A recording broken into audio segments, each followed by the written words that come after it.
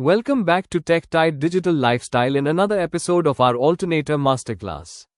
In today's lecture, we concentrate on one of the most critical subjects for real-world operation: alternator maintenance, inspection, and fault diagnosis. The 3D alternator you see on screen represents the heart of a ship's power system, and the surrounding icons highlight testing, safety, and inspection activities that engineers perform every day on board. Marine diesel generators operate continuously in hot, humid, and vibrating environments, which makes structured maintenance absolutely essential. Poor maintenance can result in insulation failure, bearing damage, voltage instability, or even complete blackouts at sea. In this session, you will learn the difference between preventive and corrective maintenance, how inspections are scheduled, what faults occur most often, and how engineers systematically troubleshoot them. These topics are extremely common in marine oral examinations and technical interviews, so pay close attention as we connect theory with practical engine room experience. Before start this lecture, please subscribe TechTide Digital Lifestyle and don't forget like, comment and share this video. Routine maintenance schedule. This slide displays a maintenance calendar floating beside the generator, divided into daily, weekly, monthly and yearly tasks. Daily checks are carried out while the alternator is running, monitoring voltage, frequency, load, temperature, vibration and listening for abnormal noise. Any smell of burning insulation or unusual sound must be reported immediately. Weekly inspections may include cleaning air filters, checking ventilation openings, inspecting terminal boxes, and looking for oil or grease leakage near bearings. Monthly routines involve insulation resistance testing, tightening electrical connections, verifying earth continuity, and checking coupling alignment. Annual or dry dock maintenance includes major inspections such as rotor removal, bearing replacement and detailed winding tests. Every action must be recorded in the logbook. Trend analysis of these records often prevents serious failures long before alarms appear. Visual inspection items. Here the camera zooms into different alternator components: bearings, cooling fans, slip rings, terminal boxes and insulation surfaces. Visual inspection is the fastest and cheapest form of condition monitoring. Bearings are checked for overheating, grease leakage, abnormal noise or discoloration caused by friction. Cooling fans and air passages must be free from dust, oil mist and salt deposits, especially in marine environments. Brushes and slip rings are examined for uneven wear, pitting or sparking, which could indicate excitation problems. Terminal connections are inspected for looseness or darkened copper caused by overheating. Insulation surfaces should be clean, dry and free from cracks or carbon tracking. Many catastrophic electrical failures start as tiny visual defects, so a disciplined inspection routine is one of the engineer's most powerful tools. Electrical tests in maintenance. This slide shows a mega tester connected to the alternator windings with glowing graphs floating nearby. The insulation resistance test measures the health of winding insulation with respect to earth.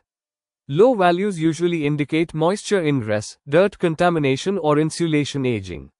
The polarization index compares insulation readings taken at different times to judge insulation quality. Phase-to-phase resistance tests ensure the stator windings are balanced. Earth fault tests locate leakage paths to the frame. Phase balance checks under load confirm that currents are shared equally. These tests are normally performed during shutdown periods or after repairs and are frequently discussed in marine orals.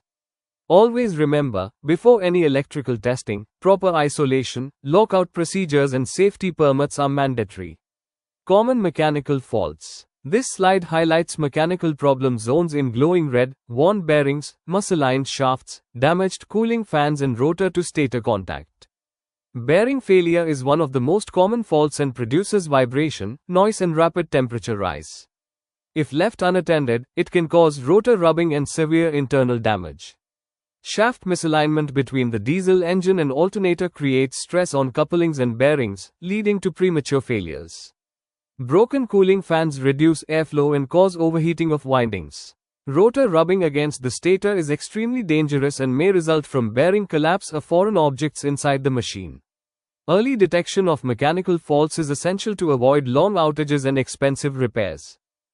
Common electrical faults. Here we move to electrical problems: earth faults, short circuits, open circuits, AVR malfunctions and excitation loss. Earth faults occur when insulation breaks down and current flows to the frame, often triggering alarms or trips. Short circuits between turns or phases produce heavy currents and intense heating, while open circuits interrupt current flow and lead to voltage collapse. AVR failures may cause unstable voltage, under-excitation or over-excitation. Loss of excitation during parallel operation can result in reverse power flow or generator tripping. These faults are highlighted in the graphics by sparks and warning symbols, reminding engineers how quickly electrical problems can escalate if not handled correctly. Symptoms or troubleshooting. This slide shows alarm dashboards, fluctuating meters and thermal hotspots. Symptoms are the clues engineers use to diagnose faults. Low voltage could indicate excitation failure, overload or stator problems. Overheating may be caused by blocked ventilation, high current or insulation deterioration. Unstable frequency usually points toward prime mover or governor issues rather than the alternator itself. Repeated protective trips signal serious abnormalities that must not be ignored. Effective troubleshooting follows a logical process: observe symptoms, analyze recent changes, check alarms and measurements, isolate systems carefully and only then take corrective action. Random component replacement wastes time and may worsen the situation. Marine DG fault case studies. Now we enter a ship's engine room with multiple generators connected to the busbar and PMS screens glowing with alarms. Failure to build up voltage during startup may be due to loss of residual magnetism, AVR malfunction or excitation circuit problems. Voltage hunting during parallel operation often results from poor reactive load sharing or mismatched AVR settings. Blackouts can be triggered by overloads, protection miscoordination, fuel supply issues or sudden faults in one generator. PMS alarms provide vital diagnostic data that engineers must interpret quickly to restore power safely.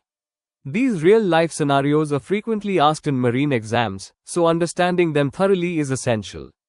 Preventive maintenance best practices. This slide emphasizes good engineering habits: clean equipment, tightened connections, trend logging and crew training. Keeping alternators clean and dry prevents insulation degradation. Periodically tightening terminals avoids hot spots and fire risks. Recording vibration, temperature and insulation values allows engineers to predict problems before failures occur. Following manufacturer manuals ensures correct lubrication intervals and testing procedures. Regular training ensures all crew members understand safety rules and emergency actions. Preventive maintenance is not just routine work, it is a culture that keeps ships operating safely and reliably. Summary or exam focus. Let us summarize today's lecture. We examined maintenance schedules, visual inspections, electrical testing methods, mechanical and electrical faults, symptom-based troubleshooting and real marine case studies. All of these topics are fundamental for shipboard power systems and extremely popular in technical interviews and oral examinations. Make sure you remember the test names, fault symptoms, safety precautions and logical troubleshooting sequence. In our next video we will study parallel operation and load sharing of alternators, one of the most important subjects for marine electrical systems. Continue learning with TechTide Digital Lifestyle and keep strengthening your professional skills. Thank you for watching this episode of the Alternator Masterclass on TechTide Digital Lifestyle. Today you learned how proper maintenance, systematic inspections and structured fault diagnosis keep marine and industrial generators running safely and reliably. These skills are essential for ETOS, marine engineers, industrial professionals and fresh graduates preparing for interviews or oral exams.